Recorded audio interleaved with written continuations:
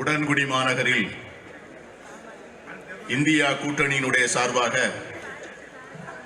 India கூட்டணி வெல்வது நிச்சயம் என்கிற தலைப்பிலே ஒரு அருமையான பொதுக்கூட்டத்தை ஏற்பாடு செய்து அதற்கு தலைமை ஏற்றிருக்கின்ற என் அன்பிற்கும் மரியாதைக்கும் உரிய அன்பு சகோதரர், தமிழக அரசினுடைய மீன்வளம் மற்றும் கால்நடை பராமரிப்புத்துறை அமைச்சர் மாண்புமிகு அனிதா ராதாகிருஷ்ணன் அவர்களே, இந்த நிகழ்விலே கலந்து கொண்டு இறுதியாக நிறைவுரை ஆற்றுவதற்காக மேடையிலே அமர்ந்திருக்கின்ற என் அன்பிற்கும் மரியாதைக்கும் உரிய நம்மையெல்லாம் இந்த தமிழ் சமூகத்தினுடைய அடையாளத்தை சொல்லி வளர்த்து இந்த சமூகம் சமூக நீதியின்பால் வெளிப்பதற்காக தன்னுடைய வாழ்க்கை முழுவதையும் காணிக்கையாக்கிய ஒரு மாபெரும் தலைவர், இந்த நூற்றாண்டு விழாவினுடைய நாயகனாக இருக்கின்ற தலைவர் கலைஞர் அவர்களுடைய அருமார்ந்த புதல்வி, என் அன்பிற்கும் மரியாதைக்கும் உரிய அன்பு சகோதரி திருமதி கனிமொழி கருணாநிதி அவர்களே, உரையாற்றி விடைபெற்று சென்றிருக்கின்ற விடுதலை சிறுத்தைகளுடைய கட்சியினுடைய துணை பொதுச் செயலாளர் என் அன்பிற்குரிய தம்பி ஆளூர் ஷானவாஸ் அவர்களே, விளாத்திகுளம் சட்டமன்ற உறுப்பினர் அன்பிற்குரிய தம்பி மார்க்கண்டேயன் அவர்களே, தூத்துக்குடி தெற்கு மாவட்ட காங்கிரஸ் கட்சியினுடைய தலைவரும் சிறுவைகுண்டம் தொகுதியுடைய சட்டமன்ற உறுப்பினருமான அன்பிற்குரிய தம்பி அமிர்தராஜ் அவர்களே, தூத்துக்குடி மேயர் மாண்புமிகு ஜெகன் பெரியசாமி அவர்களே, ஓட்டப்பிடாரம் சட்டமன்ற உறுப்பினர் சண்முகையா அவர்களே, அன்பிற்குரிய தம்பி உமரி சங்கர் அவர்களே, தூத்துக்குடி பாராளுமன்ற காங்கிரஸ் பொறுப்பாளர் அன்பிற்குரிய தம்பி எஸ்கேடிபி காமராஜ் அவர்களே, தூத்துக்குடி மாநகர காங்கிரஸ் கட்சியுடைய தலைவர் முரளிதரன் அவர்களே, பிசிகே மாவட்ட தலைவர் டிலைட்டா ரவி அவர்களே, தூத்துக்குடி பஞ்சாயத்து தலைவர் பிரம்மசக்தி அவர்களே, காங்கிரஸ் பேர் இயக்கத்தை சார்ந்த என் அன்பிற்குரிய சகோதரர்கள் துரைராஜ் ஜோசப், பார்த்தசாரதி, சக்திவேல் முருகன், சத்குரு, பாலசிங், ஜெயராஜ், ரமேஷ் பிரபு, நல்லகண்ணு, கோதண்டராமன், மாவட்ட துணைத் தலைவர் சங்கர், தமிழ்நாடு காங்கிரஸ் கட்சியுடைய உறுப்பினர்கள் வழக்கறிஞர் சந்திரசேகரன் அவர்கள், சிவசுப்பிரமணியன் அவர்கள், சுரேஷ் ராஜன் அவர்கள், ஷாஜகான் அவர்கள், எஸ்எம்பி முத்து அவர்கள், இளைஞர் காங்கிரசுடைய தலைவர் தனிஷ் அவர்கள், சிறுபான்மை பிரிவு தலைவர் ஹென்றி அவர்கள், இளைஞர் காங்கிரசுடைய மாவட்ட தலைவர் இசை சங்கர் அவர்கள், மாவட்ட பொருளாளர் காங்கிரஸ் எடிசன் அவர்கள், வழக்கறிஞர் பிரிவு தலைவர் அட்வொகேட் ராஜகுமாரன் அவர்கள், வெற்றிவேல், ஆலங்குளம் செல்வராஜ், வழக்கறிஞர் மகேந்திரன், ஜெயக்குமார், செழியன், நடராஜன், அன்பிற்குரிய மேடையிலே அமர்ந்திருக்கக்கூடிய இந்த இந்தியா கூட்டணி கட்சியை சார்ந்த இயக்கத்தினுடைய மாவட்ட அளவிலே பணியாற்றுகின்ற தலைவர்கள், முன்னணியினர், இந்த இந்தியா கூட்டணியிலே பங்கேற்றிருக்கின்ற தமிழகத்திலே இந்த கூட்டணிக்கு தலைமையேற்றிருக்கின்ற திராவிட முன்னேற்ற கழகத்தினுடைய செயல் வீரர்கள், இந்திய தேசிய காங்கிரஸ், விடுதலை சிறுத்தைகள், இந்திய கம்யூனிஸ்ட் கட்சி, மார்க்சிய கம்யூனிஸ்ட் கட்சி, இந்திய யூனியன் முஸ்லீம் லீக், மனிதநேய மக்கள் கட்சி ஆகிய கட்சிகளை சார்ந்த என் அன்பிற்குரிய நண்பர்கள், சகோதரர்கள், சகோதரிகள், உங்கள் அனைவருக்கும் எனது அன்பான வணக்கத்தினையும் வாழ்த்துக்களையும் தெரிவித்துக் கொள்கிறேன். என்னை பொறுத்தவரை இந்த மேடையிலே நம்முடைய நண்பர்கள் பேசுவதையெல்லாம் நான் கேட்டுக்கொண்டிருந்தேன். என் நினைவுகள் நீங்கள் எதிரே வைத்திருக்கின்ற மிகப்பெரிய பேனர்களை பார்த்து அந்த படங்களை எல்லாம் பார்த்துக் கொண்டிருந்தேன். தலைவர் கலைஞர் அவர்களை கனிமொழி அவர்கள் சிறிய குழந்தையாக இருக்கின்ற போது அவர்கள் கன்னத்திலே முத்தமிடுகின்ற காட்சியை நான் பார்த்து அந்த முத்தத்தை வாஞ்சையோடு ஏற்றுக்கொள்ளுகின்ற தலைவர் கலைஞர் அவர்களுடைய படத்தையும் பார்த்து நான் எண்ணுக்குள்ளே வேந்து கொண்டிருந்தேன். இந்த ஒன்றுபட்ட மாவட்டத்தினுடைய மாவட்ட காங்கிரஸ் கட்சியினுடைய தலைவராக 9 ஆண்டுகள் நான் பணியாற்றியவன். இந்த உடன்குடி பகுதி மட்டுமல்ல, பக்கத்திலே இருக்கிற குலசேகரப்பட்டினம், திருச்செந்தூர், மணப்பாடு, இதை சுற்றி இருக்கின்ற மீனவர்கள் வாழ்கின்ற பகுதி, நாடார் சமூக மக்கள் வாழ்கின்ற பகுதி, கிறிஸ்தவர்களும் இஸ்லாமியர்களும் ஒருங்கிணைந்து ஒன்றாக வாழ்கின்ற பல பகுதிகள், இந்த தேசத்தினுடைய வரலாற்றிலே சுதந்திர போராட்டத்தை தன்னுடைய இரத்தங்களால் எழுதிய இந்த மண் இரத்தத்தால் சிவந்த மண். குலசேகரப்பட்டினம் சதி வழக்கு என்பதை பற்றி எத்தனை இளைஞர்களுக்கு நீங்கள் நினைவூட்ட நான் கடமைப்பட்டிருக்கிறேன். ஏனென்று சொன்னால் இந்த பாரதிய ஜனதா கட்சி வரலாற்றை தங்களுக்கு தகுந்தாற்போல் எழுதி கொண்டிருக்கிறது.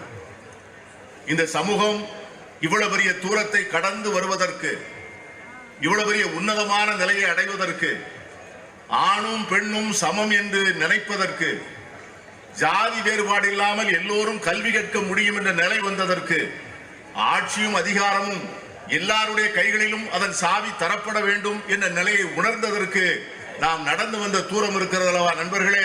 அந்த தூரத்தை நீங்கள் தயவு செய்து தெரிந்து கொள்ள வேண்டும். ஏனென்று சொன்னால் இந்த தேர்தல் என்பது நமக்கு அதையெல்லாம் நினைவூட்டுகிற தேர்தலாக இந்த தேர்தல் அமைய வேண்டும்.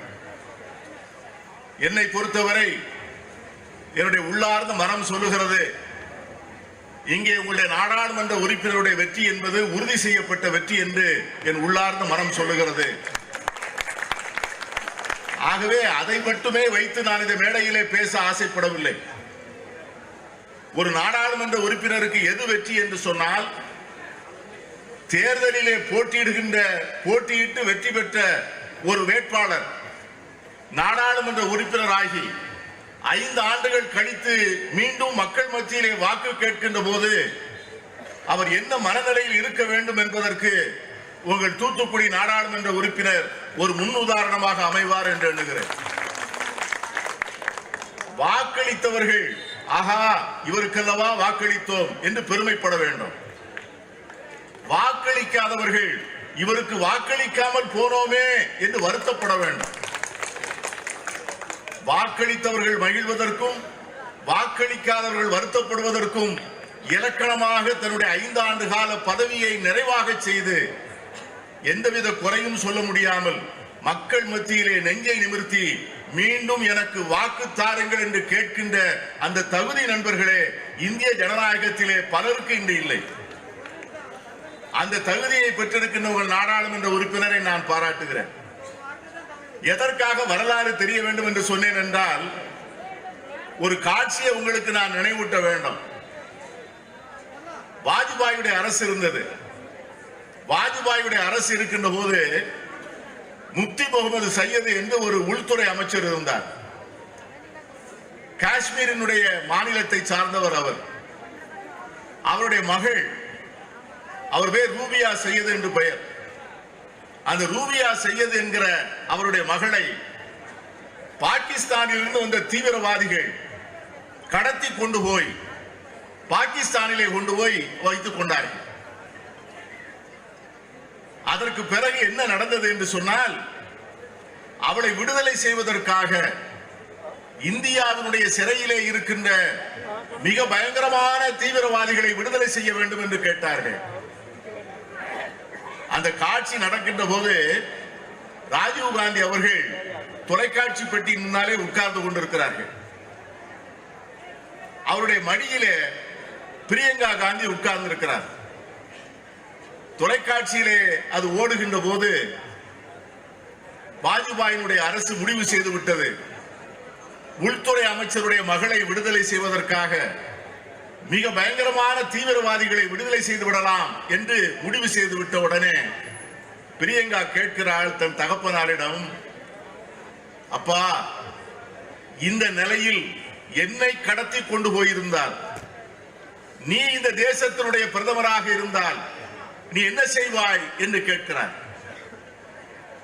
உடனே ராஜீவ் காந்தி கேட்கிறார், அப்படிப்பட்ட நிலை வந்தால் நான் என்ன செய்ய வேண்டும் என்று நீ எதிர்பார்க்கிறாய் என்று கேட்கிறார். அந்த பெண் சொல்லுகிறது, பிரியங்கா எப்பா நான் என்னுடைய உயிர் பெரிதல்ல, ஆனால் இந்த தேசத்தினுடைய மானம் பெரிது. ஆகவே என்னை நீர் விடுதலை செய்ய வேண்டும் என்கிற அவசியம் அல்ல. இதை எதற்கு சொல்கிறேன் நண்பர்களே, இதே காட்சியை தான் நான் கலைஞரோடு பார்த்தேன் கனிமொழியை. நடு இருவிலே சென்னை மத்திய சிறைக்கு முன்னால் தலைவர் கலைஞர் அவர்கள் ஒரு லுங்கியை கட்டிக்கொண்டு, இந்த தேசத்திலே 6 முறை முதலமைச்சராக இருந்தவர், ஒரு வாழ்நாள் முழுவதும் இந்த தேசத்தினுடைய எதிர்காலத்திலே தமிழகத்தினுடைய மறுவளர்ச்சிக்காக, சமூக நீதிக்காக, ஏழை எளிய மக்களின் மேம்பாட்டுக்காக வாழ்க்கை முழுவதும் உடைத்தவர். அப்படிப்பட்டவரை ஒரு லுங்கி கட்டி சிறைச்சாலையிலே அடைப்பதற்காக உட்கார வைத்திருக்கிறார்கள். பக்கத்திலே ஒரு பெண் நிற்கிறது, ஒரு சிறிய பெண் கையிலே ஒரு பையை வைத்துக் கொண்டு அந்த விழிகள் மருள மருள விழிக்கின்றன. அந்த காட்சியை பார்த்தவர்கள் இன்னும் மறந்திருக்க முடியாது. இது கேட்கிறீர்கள் அல்லவா? எங்கே இருந்து அவருக்கு வந்தது இந்த வீரம்? எங்கே இருந்து வந்தது இந்த ஆர்வம்? எங்கே இருந்து வந்தது இந்த துணிச்சல் என்று கேட்கிறீர்கள் அல்லவா?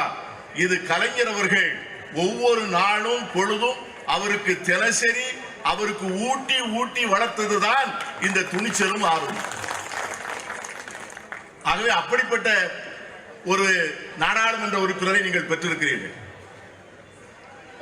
நாம் அளிக்கின்ற ஓட்டு நாடாளுமன்றத்தில் போய் பேச வேண்டும். அது ஊமை வாக்காக இருக்க முடியாது.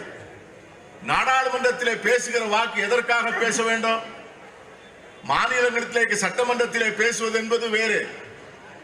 ஆனால் இந்திய பாராளுமன்றத்திலே பேசுவது என்பது பல்வேறு கோணங்களிலே உள்ள பிரச்சனைகளை எல்லாம் வெளிப்படுத்தி இந்த நாட்டினுடைய உரிமைகளுக்காக குரல் கொடுத்து, அதே நேரத்தில் தமிழகத்தினுடைய வாக்காளர் பெருமக்கள் எந்த விதமான பெருமைகளை பெற வேண்டும் என்பதை சுட்டிக்காட்டுகின்ற உரையாக இருக்க வேண்டும். நான் உங்களுக்கு சொல்லுகிறேன், நம்முடைய பிரதமர் இன்று 1.5 மணி நேரம் பேசியிருக்கிறார் நாடாளுமன்றத்திலே. அவர் பேசியதெல்லாம் ஒன்றுதான். நேரு அவர்களை அவர் என்று சொல்லவில்லை, அவ்வளவுதான். இந்த தேசத்தினுடைய முதல் பிரதமரை 9 ஆண்டு காலம் சிறையிலே இருந்து இந்த தேசத்தினுடைய விடுதலைக்காக, சுதந்திரத்திற்காக தன்னுடைய வாழ்நாள் முழுவதையும் ஒப்படைத்த ஒரு மாபெரும் தலைவன். திருமண வாழ்க்கையிலே ஓராண்டு கூட தன் மனைவியோடு சேர்ந்து இல்லற வாழ்க்கை அனுபவிக்காமல் அதை முழுவதும் தேசத்திற்காக தியாகம் செய்த ஒரு மாபெரும் வரலாற்றுக்கு சொந்தக்காரன். 1947 இந்தியா சுதந்திரம் அடைகின்ற போது இந்தியாவுடைய நிலை என்ன என்பதை இங்கே இருக்கின்ற பெரியவர்கள் இளைஞர்களுக்கு சொல்லிக் கொடுக்க வேண்டாம்.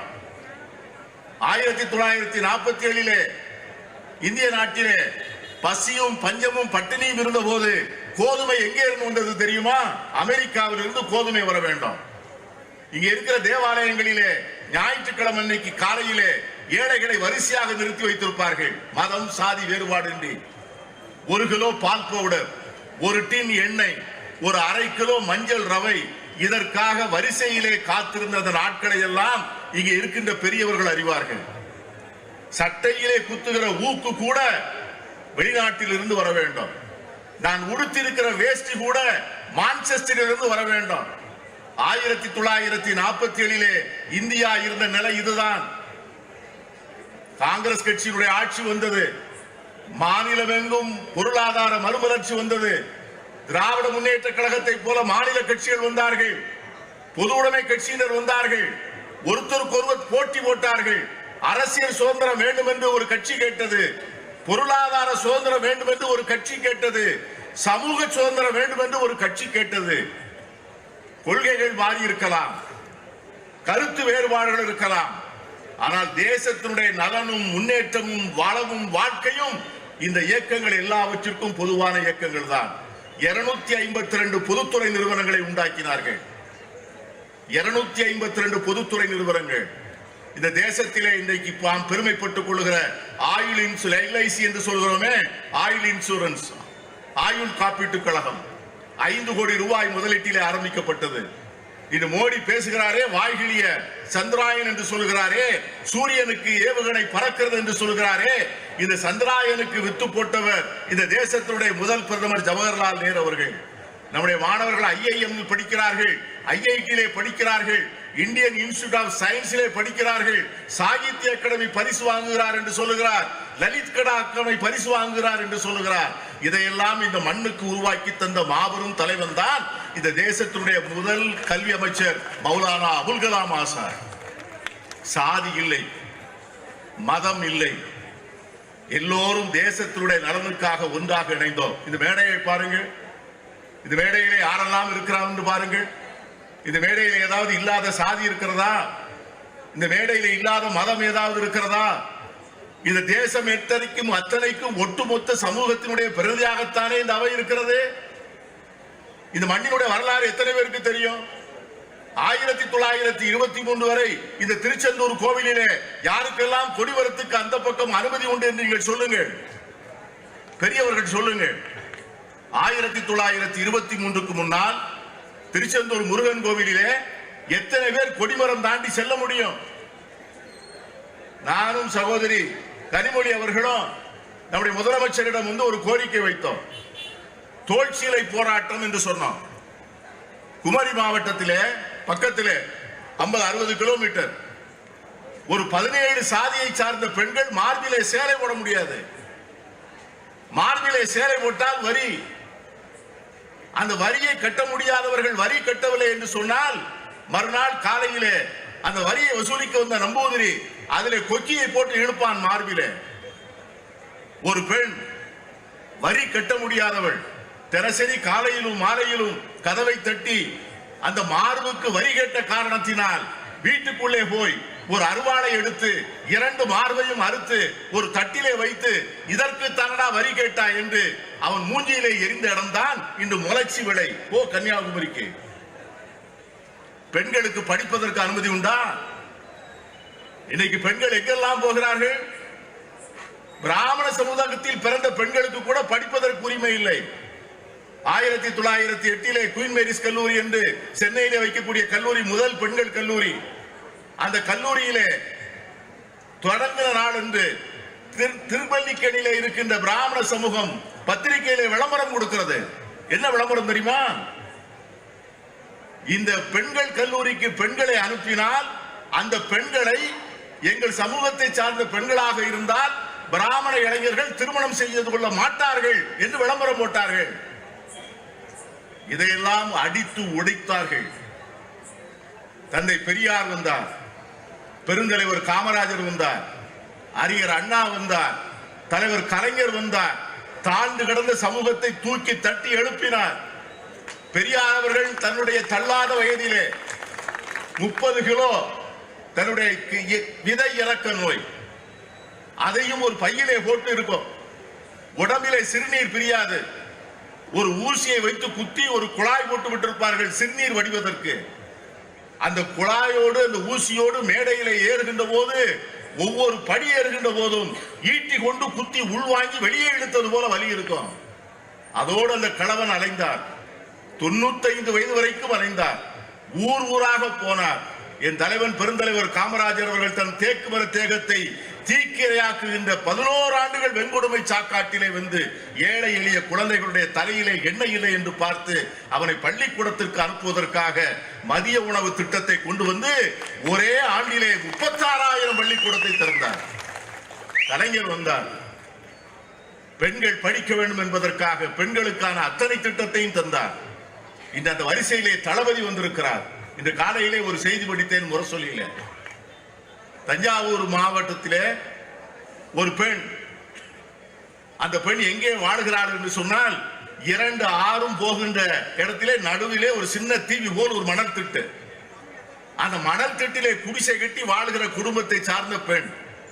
அந்த பெண் என்று சொல்லுகிறாள், இப்பொழுதுதான் முதல் தலைமுறையாக கல்லூரிக்கு போகிறாள். அந்த பெண் சொல்கிறாள், நான் மகிழ்ச்சியாக இருக்கிறேன். என் கல்லூரிக்கு போகின்ற போது எனக்கு தன்னம்பிக்கை வருகிறது. ஏனென்று சொன்னால் 1ஆம் தேதி தமிழகத்தினுடைய முதலமைச்சர் தளபதி அவர்கள் அனுப்புகிற 1000 ரூபாய் என் வீட்டு கதவை தட்டுகிறது. நண்பர்களே, பல பெண்கள் தங்களுக்கான தேவைகளை வெளியே சொல்ல முடியாது. சொல்ல முடியாத தேவைகளை, யாரிடமும் பகிர்ந்து கொள்ள முடியாத வேதனைகளை சொல்ல முடியாமல் நெஞ்சுக்குள்ளே வைத்து அழுகின்ற பெண்களுக்கெல்லாம் இந்த 1000 ரூபாய் என்பது இறைவன் தருகின்ற வரம் போல இருக்கிறது. வெள்ளம் வடிந்த பிறகு மகிழ்ச்சியான முகத்தோடு வெள்ளம் வடிகின்ற போது அழுது கொண்டிருந்த மக்கள் எல்லாம் மகிழ்ச்சியாக சிரிக்கின்ற அந்த முகத்தை பார்த்து என்ன காரணம் என்று இந்த தொலைக்காட்சியினுடைய நிருபர் ஒருவர் ஒரு பெண்ணிடம் கேட்கிறார். அந்த பெண் சொல்லுகிறாள், ஐயா, வெள்ள நிவாரணம் 6000 வந்தது, பொங்கல் பரிசு 1000 வந்தது, என் மகளுக்கு உரிமை தொகை 1000 வந்தது, என் பெண் கல்லூரிக்கு போகிறாள் அவளுக்கு 1000 வந்தது, முதியோர் பென்ஷன் வந்தது, என் வீட்டிலே இங்கு 13,000 ரூபாய் வந்திருக்கிறது என்று மகிழ்ச்சியோடு சொல்லுகிற நாட்களை பார்க்கிறோம். இங்கேதான் நீங்கள் ஒப்பிட்டு பார்க்க வேண்டும்.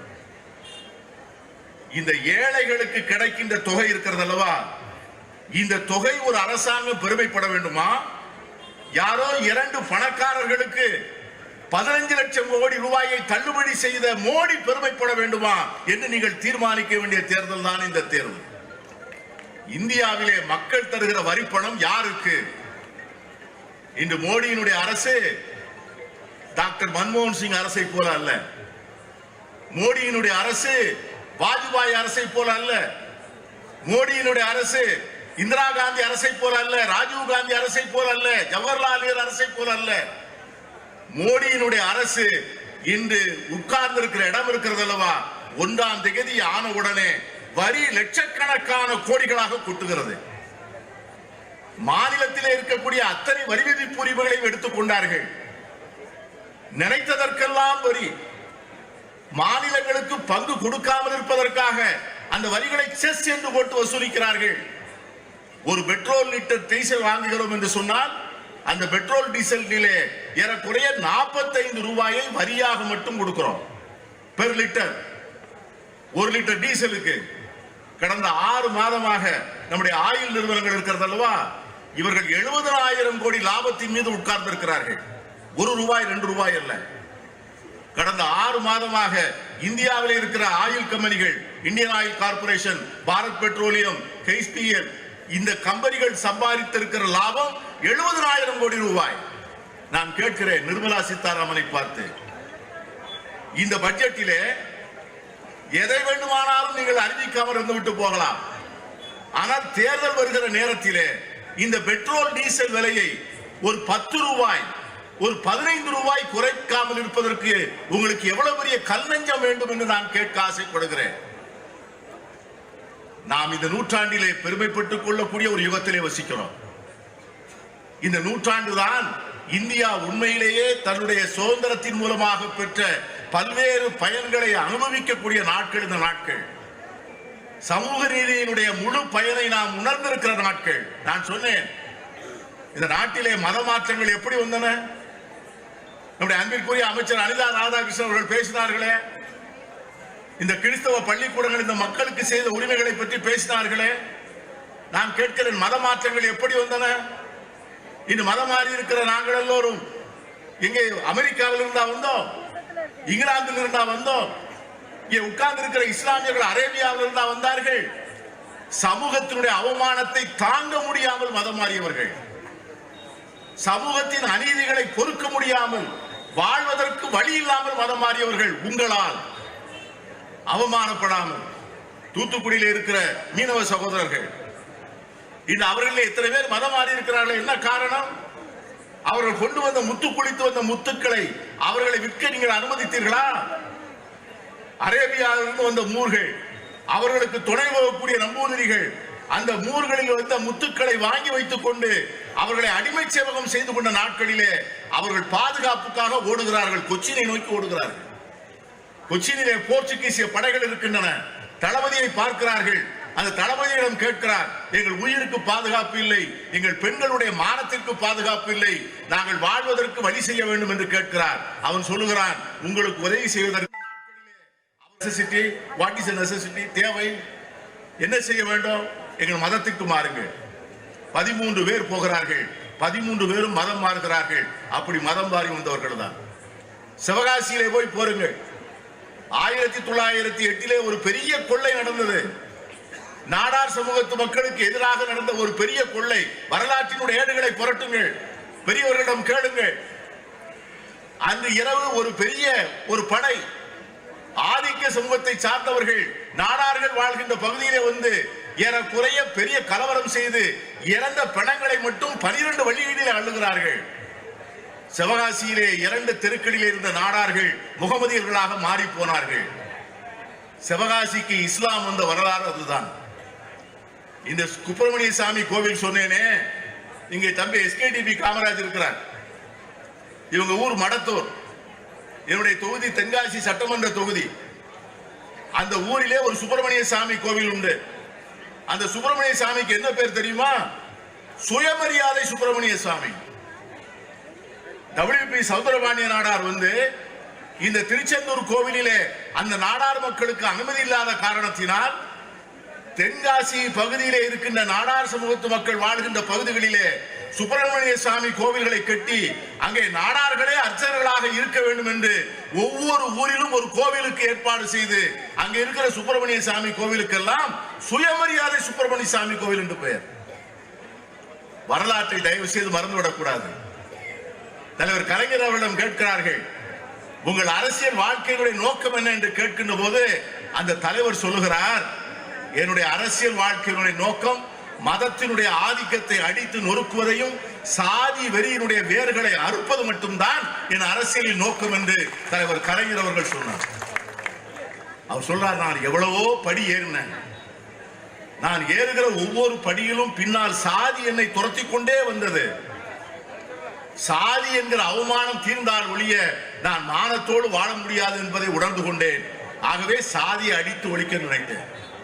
என் அன்பிற்குரிய நண்பர்களே, இந்தியாவினுடைய ஜனநாயகத்தை நாம் காப்பாற்ற வேண்டிய கடைசி காலகட்டம் 2024 என்பது 5 ஆண்டுகளுக்கு ஒருமுறை வரக்கூடிய நாடாளுமன்ற தேர்தல் என்று தயவு செய்து நீங்கள் எண்ணிவிடக் கூடாது. நாடாளுமன்ற தேர்தல்கள் வரும் போகும். ஆனால் இந்த முறை வருகின்ற தேர்தல் அல்லவா, இந்த தேர்தல் என்ன சொல்ல வேண்டும் என்று சொன்னால், இந்தியாவிலே ஜனநாயகம் இருக்க வேண்டுமா வேண்டாமா என்று சொல்லுகின்ற தேர்தல் இந்த தேர்தல்.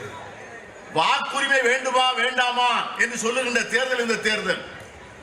வாக்குரிமை என்பதுதான் நமது கையிலே இருக்கின்ற மிகப்பெரிய ஆயுதம். வாக்குரிமை கையில் இருக்க போய்த்தான் எல்லோரும் நம்மை தேடி வருகிறார்கள். இன்னைக்கு எப்படி ஒரு மேயர் தேர்தல் நடந்தது என்று தம்பி ஆளூர் ஷானவாஸ் அவர்கள் அருமையாக சொன்னார்கள். அது ஒரு மேயர் தேர்தல் அல்ல. 2024 நாடாளுமன்ற தேர்தலிலே இந்த பாஜகவும் பாஜகவை சேர்ந்தவர்கள் வெற்றி பெற்றார்கள் என்று சொன்னால் இந்தியாவிலே நடக்கின்ற கடைசி தேர்தலாக இந்த தேர்தல் இருக்கும். பக்கத்தில் இருக்கிற பாகிஸ்தானில் என்ன நடக்கிறது என்று பாருங்கள். பக்கத்தில் இருக்கிற பாகிஸ்தானிலே எதிர்கட்சிகளே இல்லை என்று சொல்லக்கூடிய அளவுக்கு பிரதான எதிர்கட்சியினுடைய தலைவர் 20 ஆண்டுகள் தேர்தலிலே போட்டியிட முடியாது என்று அந்த நாட்டினுடைய தேர்தல் ஆணையம் அறிவித்து விட்டது. பக்கத்தில் இருக்கிற பங்களாதேஷிலே தேர்தல் இப்பொழுதுதான் முடிந்தது. அந்த தேர்தலிலே எதிர்கட்சிகளே பங்கேற்கவில்லை. ஆளுங்கட்சி மட்டுமே போட்டியிட்டு அவர்கள் மட்டுமே தேர்ந்தெடுத்துக் கொண்டார்கள். அதை போன்ற ஒரு சூழ்நிலையை தான் இன்று இந்தியாவிலே உருவாக்க நினைக்கிறார். இதை இந்தியாவை நாம் உருவாக்கி இதை கட்டமைத்து ஒன்றுமில்லாத பொருளாதாரத்திலிருந்து இந்த நாட்டை தூக்கி நிறுத்தி உலகத்தினுடைய வல்லரசாக மாற்றி வங்கிகளை தேசியமயமாக்கி அதன் கதவுகளை திறந்துவிட்டு கல்லூரி கல்வியை மக்களுக்கு பொதுவாக்கி எல்லோர் கையிலையும் அதிகாரத்தை கொடுத்து இந்த தேசத்தினுடைய முன்னேற்றத்தினுடைய வாசலிலே ஏறி நிற்கின்ற போது நம்முடைய முன்னேற்றத்தை நம்முடைய கைகளில் இருந்து பறிக்க நினைக்கிறார்கள். தென் மாநிலங்களை காலனி மாநிலமாக ஆற்றுவதற்கான சதி நடக்கிறது. காலனி மாநிலம் என்றால் என்ன? வெள்ளைக்காரனுக்கு நம்முடைய நாடு காலனி நாடாக இருந்தது. காலனி நாடு என்று சொன்னால் வரி கட்டுவதற்கு மட்டுமே உள்ள நாடுகள். ஆங்கில ஏகாதிபத்தியத்திற்கு வரி கட்டுவதற்கு மட்டுமே நமக்கு உரிமை உண்டு. வாக்களிப்பதற்கோ அதிகாரத்தை முடிவு செய்வதற்கோ நமக்கு உரிமை இல்லை. அதை போல தென் மாநிலங்களை பயன்படுத்துவதற்காக இந்த ஆட்சி இது திட்டமிடுகிறது. தென் பகுதியிலே இருக்கின்ற தெலுங்கானா, ஆந்திரா, கர்நாடகா, கேரளம், தமிழ்நாடு, புதுவை உட்பட இந்த மாநிலங்கள் தான் இன்று இந்தியா முழுமைக்கும் தேவைப்படுகின்ற பொருளாதாரத்தை தருகின்ற வரிகளை கட்டுகின்ற மாநிலமாக இருக்கிறது. நாம் ஒவ்வொரு ஆண்டும் ஏறக்குறைய 5.5 லட்சம் கோடி ரூபாயை ஒன்றிய அரசுக்கு நாம் தருகிறோம், வரி தொகுப்புக்கு தருகிறோம். நாம் தருகின்ற ஒவ்வொரு ரூபாய்க்கும் ஒன்றிய அரசு நமக்கு எவ்வளவு தருகிறது, மீதி தருகிறது என்று சொன்னால் ஒரு ரூபாய்க்கு 23 பைசா தருகிறது. ஆனால் ஒன்றுமே கொடுக்காத உத்தரப்பிரதேசத்திற்கு அவர்கள் 1 ரூபாய் கட்டினால் அவர்களுக்கு திரும்ப கொடுப்பது 10 ரூபாய் 75 காசு. எத்தனை நாள் இந்த கொடுமையை நாம் அனுமதிக்க முடியும்? இந்த தியாகட மண்ணிலே இவ்வளவு பெரிய அதிகமான மக்கள், உழைக்கின்ற மக்கள், ஒழுங்காக வரி கட்டுகின்ற மக்கள், அரசாங்கத்தை ஏமாற்றாத மக்கள், வங்கிகளிலே கடன் வாங்கி நேர்மையாக கடன்களை கட்டுகிற மக்கள், அந்த மக்களுக்கு இந்த அரசு என்ன தருகிறது என்று சொன்னால் நம்மிடம் இருக்கின்ற பணத்தை நாம் தருகின்ற வரியை எடுத்துக்கொண்டு போய் வட மாநிலங்களிலே வரியே கட்டாதவர்கள், அரசாங்கத்தை ஏமாற்றியே வாழ்கின்றவர்கள், ஏய்த்து பிழைக்கின்றவர்கள், இன்னும் அருமையாக சொன்னார் என்னுடைய அருமைக்குரிய அமைச்சர். அவருக்கே உரிய மொழியிலே சொன்னார், ராமர் கோவிலை கட்டியதால் வாக்குகள் வந்து குவிந்து விடும் என்று சொன்னார். நான் கேட்கிறேன், யார் ராமர் கோவில் வேண்டாம் என்று சொன்னது? இந்த நாட்டில் இருக்கிற இஸ்லாமியர்கள் ராமர் கோவில் வேண்டாம் என்று சொன்னார்களா? இந்த நாட்டில் இருக்கிற கிறிஸ்தவர்கள் ராமர் கோவில் வேண்டாம் என்று சொன்னார்களா? இந்த நாட்டில் இருக்கிற பௌத்தர்களும் சைனர்களும் இந்த நாட்டில் இருக்கின்ற சீக்கியர்களும் ராமருக்கு கோவில் வேண்டாம் என்றா சொன்னார்கள்?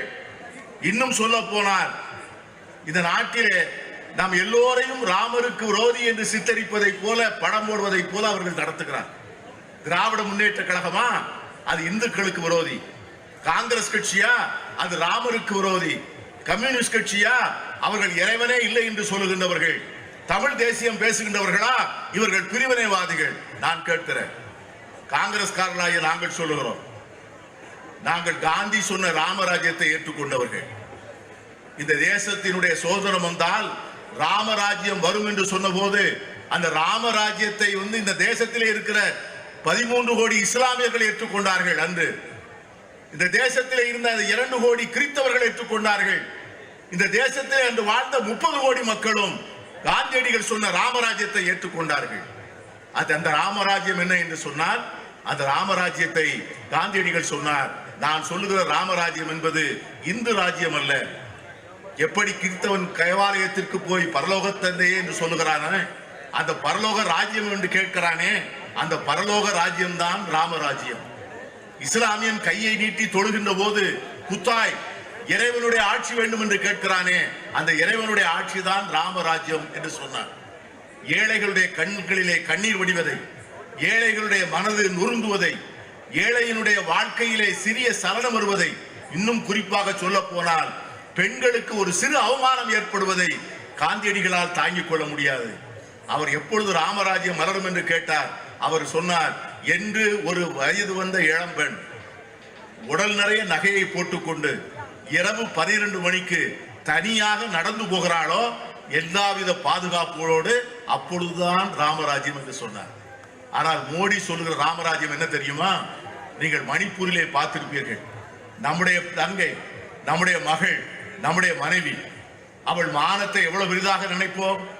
2 பெண்களை உடலின் ஒரு தொட்டு துணி இல்லாமல் முழு நிர்வாணப்படுத்தி அந்த பெண்களை சாலைகளிலே இழுத்து போவதும், அந்த பெண்களுடைய அந்தரங்க அவயங்களை சில இளைஞர்கள் தொட்டு சிரிப்பதும் விளையாடுவதும், அவளை கம்பால் இடிப்பதும், இதை வீடியோ எடுத்து போட்டு பார்த்து மகிழ்வதும் இவர்கள் கண்கின்ற ராமராஜ்யம். இந்த 2 ராமராஜ்யத்திற்கும் வித்தியாசம் இருக்கிறது. இங்க இருக்கிற சகோதரி கனிமொழி அவர்களோ, அமைச்சர் ராதாகிருஷ்ணன் அவர்களோ, இங்க இருக்கின்ற ஆளுநர் ஷானவாசோ, இங்க இருக்கிற பீட்டர் அல்போன்சோ, நாங்களும் ராமராஜ்யம் வேண்டும் என்று தான் கேட்கிறோம். நாங்கள் கேட்கிற ராமராஜ்யத்திலே ஏழைக்கு பாதுகாப்பு உண்டு, பெண்களுக்கு பாதுகாப்பு உண்டு, நலிந்தவனுக்கு வாழ்க்கை உண்டு, இல்லாதவனுக்கு அரசின் அதிகாரம் உண்டு. அந்த ராமராஜ்யம் வளர்வதற்காக நீங்கள் செய்ய வேண்டிய வேலை என்ன? உங்கள் நாடாளுமன்ற உறுப்பினரை டெல்லிக்கு அனுப்ப வேண்டும். அமைச்சராகத்தான் வருவார் என்று நான் விரும்புகிறேன், வர வேண்டும் என்று ஆசைப்படுகிறேன்.